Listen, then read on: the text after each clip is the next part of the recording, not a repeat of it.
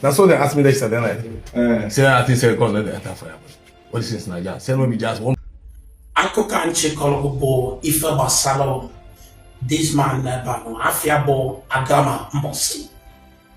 If you're from Mbosi, you will definitely know who is this. Agama bore the terror and the horror of Mbosi. Because of this Agama in Anambra, a whole lot of people see from that side of Anambra State, Ejebe for years. Even because of the trauma of Ifa Agama, Keto ono hogodo. Ebukana to some people from that part of Anambra State. Egono. Now, actually, know the story in detail. Agama, both the terror and the horror of Mbosi, Anambra State. Mbagama bido, obido go from ese actually for any policeman or woman in that side of Anambra State. Nyoda, now all the millionaires and billionaires from Mbosi have batazikwana the whole town with police or army because of order Agamanya. Also, Tanam Boss.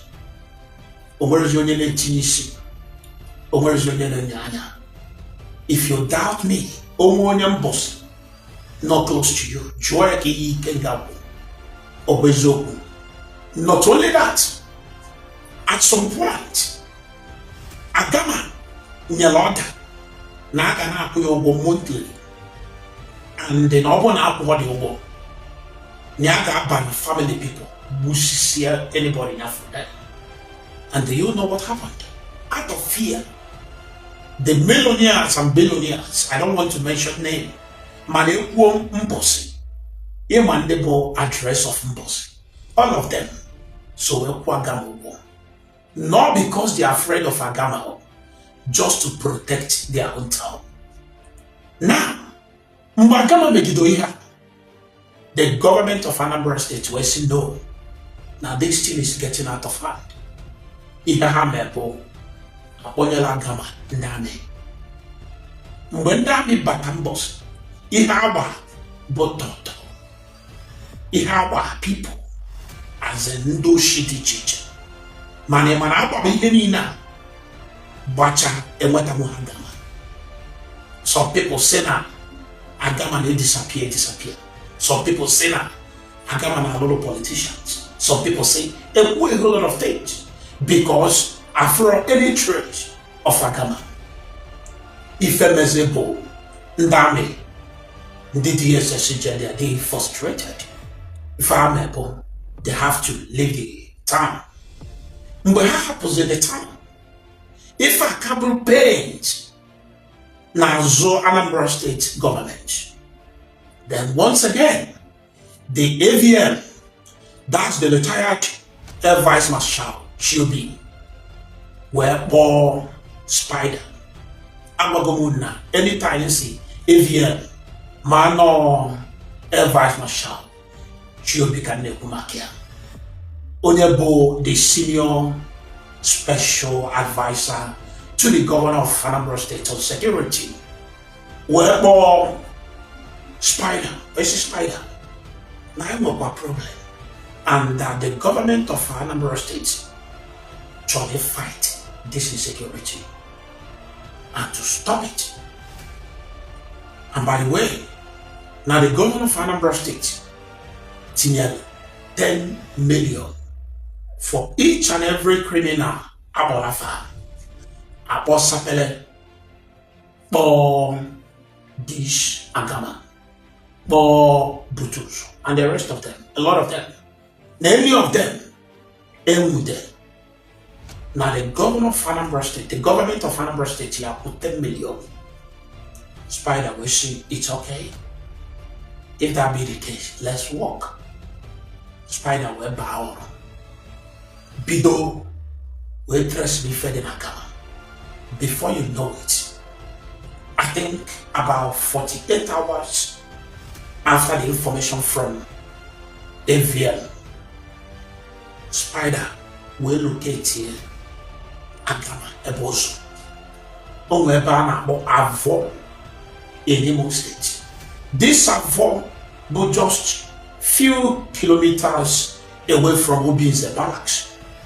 Yemana this criminal, on Amarana, some of them are like it gotta be close to police station or even army barracks, so that you will never suspect they can ever live in a place like that. That's what they do. So, when Spider pick the location, mark the number it provided Spider. Agama they use Omeron Kenagaga. Madam where Spider doesn't follow the footprint of Agama when we're Agama Navo. He has Spider Mebo, Spider Pochila, Evian of Anambra State. See, they have to go where this guy. Just that. Now Spider be very busy because at the same time, in the first week of January 2025, Spider can be busy with all Oliver Bo Nkanu Eje Mute na Enugu State. Oliver onye Nkanu was before as the kidnapper in Kebbi State. All the busy with that job. Spider Guado AVM now will assign the job to one of the junior officers called handle all the thing. And what we need to do is to go to Uguta Rek to meet the naval people over there, because not how about the people we are going to use to do this job. Spider Wepopa AK Mohammed, who is the brigadier commander in Anambra State, Sia near Wetago Ebe Agama. But now before he move, we know well ye Agama Agi pick. Nobody pick any guy. Name what Agama got the very easy. AK Mohammed was like, wow, are you sure? He had AK Mohammed in my pool. Or to Spider 200,000. Here we want to when they follow the job. Then the evidence of the 200,000. If I go the receipt. Now, but AK Mohammed didn't charge Spider this 200,000. Spider where we are no no Navy commander nona Ubutarek Nyama Nyagabo. After the Navy commander go Salusu, who is now in Abuja. Spider where all Salusu we see okay my brother. Niemele Boniano Jose no Buta. Nyaga opposite the new command over there.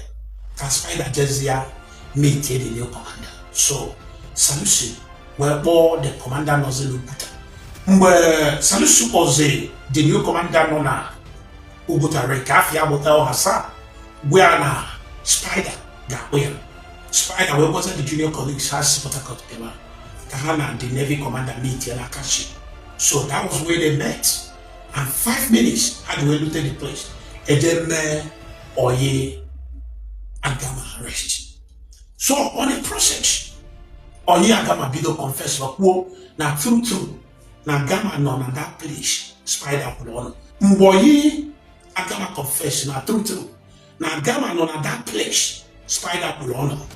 The commander of that operation Bohan Wejeme Oye Agama arrest. Where Spider was okay. Na ndabu na true. Never Hebrew. Agama no gone. So what next? So Spider will go near Mary Border. They should move. Before you know it, Apple Spider again. That's now actually on the DSS. So that Kahana the DSS will govern that place. Agama don't twist away anymore state. Spider said no. Nine will enough manpower to execute this job. Now no need of involving DSS. Or proper them will any problem. Spider will with DSS, but Spider believe na the military people they enough to execute the job. I say no na Spider or AK Mohammed immediately. See what is happening. Or Salusi, see what is happening.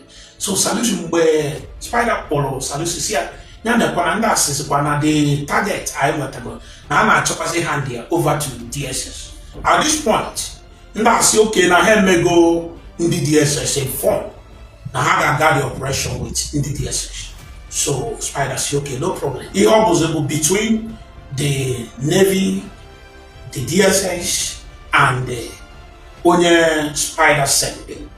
They will cover the job at middle of night and move straight to Agama. We have to the place. Agama for her chop or boss.